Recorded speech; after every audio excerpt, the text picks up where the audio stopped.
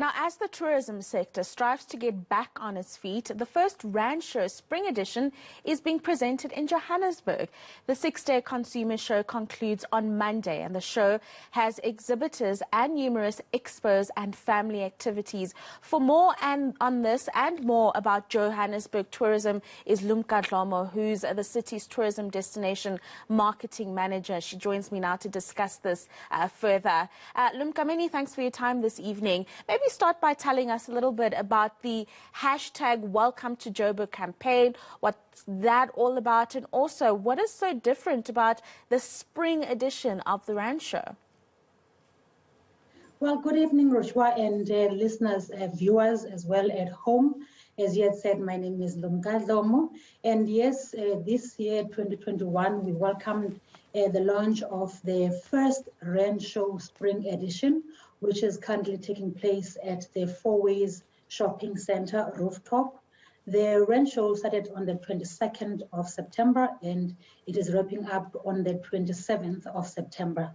And as you had said, it is part of our Welcome to Johannesburg campaign, which we launched last year when the state president gave, a green light for the tourism industry to, start with its activities. So our campaign obviously is to encourage visitors as well as locals to, experience what the city has to offer. And this event, which is, the mini edition of the normal Rand Show that most people know of, which normally takes place during the Easter break, kicked off at the Fourways Shopping Center. So as tourism unit, we couldn't let the opportunity, to pass by. We used this opportunity to make sure that we encourage people to go to the shopping center, get to experience what the Rand Show has to offer. And obviously, it happened at the right time, which is the Heritage Month that is being celebrated in South Africa, as well as the Tourism Month. So for us, as we are now on a lockdown level 2, we are very excited now with all the activities that are taking place. And we have also made it a point that we support the small businesses that have been hard hit by the COVID pandemic. Yes, and I'm glad you bring about the offerings and the activities because that was going to be my next question to you in terms of what can local tourists look forward to, especially as we approach the festive season. Well, there's a lot to do actually in the city of Johannesburg. And one of the things that we have supported, like I had mentioned, the small businesses, because they've been mostly hard hit.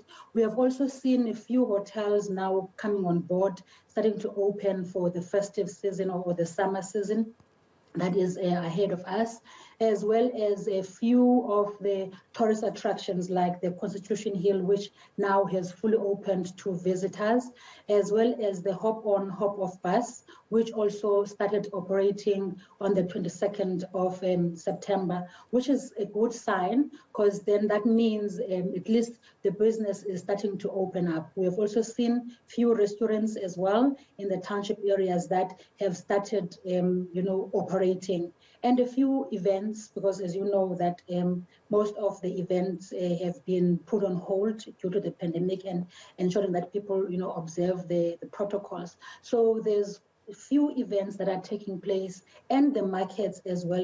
All the nice outdoor activities are starting now to come on board and start, happening. We've seen a number of markets where people go out and get to enjoy themselves. That also now, those as well now have started opening up, which makes us, in the tourism space to start having some hope that things are going to change for the better. Of course, things are going to be changing for the better as we continue to adjust how we conduct our business and our lives during the pandemic. And I mean, you've mentioned this a number of times in the last few minutes, that small businesses are the ones that are benefiting the most from this particular initiative. It's very encouraging to hear that many of them are reopening and that many of them are not permanently closed within the city. Yes.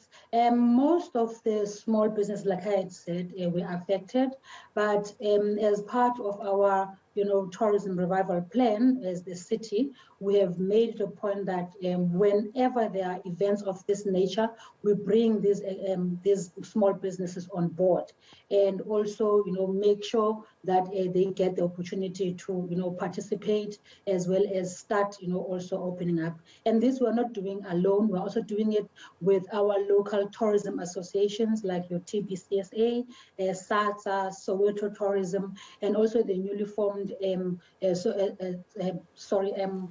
tourism associations. There's a number of them that now are coming up on board to sort of assist the small businesses. Right, and of course, we have to discuss the fact that businesses across the country, not just in the city, have had to be very innovative in the way that they conduct their businesses because, unfortunately for us all, COVID-19 is here to stay. Of course, we have seen and hosted actually a few conferences within the city through the online platforms that have been made available.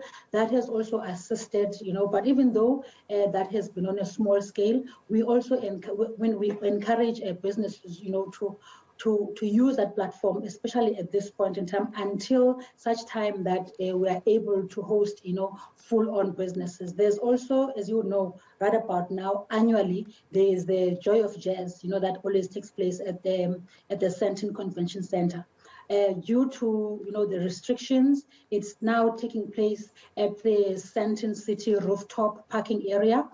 People can watch and enjoy the music in the comfort of their homes. So there are a number of initiatives that even the event organizers have now started using to ensure that people still enjoy what the city has to offer. Many thanks for your time this evening. I've been speaking there to Lumka Dlomo, who's Johannesburg's tourism destination marketing manager, talking us through what you can look forward to in the city of Johannesburg, particularly as we approach the festive season. Thank you very much for your time this evening.